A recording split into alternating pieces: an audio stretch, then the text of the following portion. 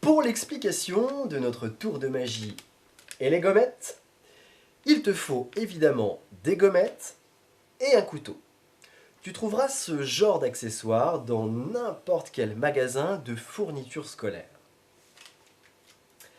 Avant l'explication, petite précision sur ce couteau. Tu te souviens, tout à l'heure je t'ai montré qu'on avait une gommette ici et une gommette de l'autre côté. Oui? En réalité, ce n'est pas vrai du tout. Et tout le truc, toute l'astuce te trouve là. Regarde, ici tu as une gommette, une seule. De l'autre côté, tu en as deux. Le mouvement est assez simple, mais il va falloir bien suivre. D'accord? Parce qu'il est facile à faire, mais pas évident à comprendre. Observe bien. Je montre, imaginons que nous commençons par les deux gommettes. Mon couteau de cette manière, en tenant le couteau ainsi dans ma main. Et je vais tout simplement faire deux mouvements à la fois, c'est-à-dire que je vais l'abaisser et en même temps le retourner. Ici deux points, j'abaisse et mon pouce vient retourner le couteau, tout simplement, comme cela. Les deux mouvements à la fois. À la fois le pouce fait tourner le couteau et à la fois mon poignet remonte la lame. Deux gommettes ici, deux gommettes là, deux ici, deux là. Maintenant, tu veux transformer ces gommettes en une seule, il suffit de faire le mouvement naturellement.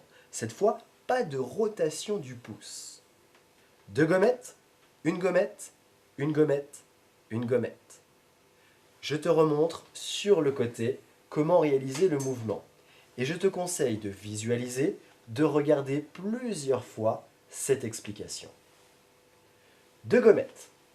Le poignet va abaisser le couteau et le pouce va pivoter le couteau. Deux mouvements en un seul. Je relève, je pivote, je rabaisse, je pivote. Je relève, je pivote, je rabaisse, je pivote. Voilà, tu connais tout ce qu'il y a à savoir sur cette expérience. Un miracle très étonnant.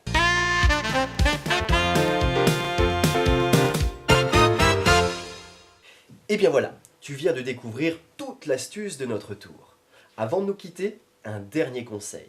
Pense à prendre quelques minutes pour t'entraîner devant un miroir. De cette manière, tu pourras observer tous les détails. Et dis-toi que le jour où tu es capable de réaliser ce tour de magie les yeux fermés, alors tu es prêt à le présenter à ton public.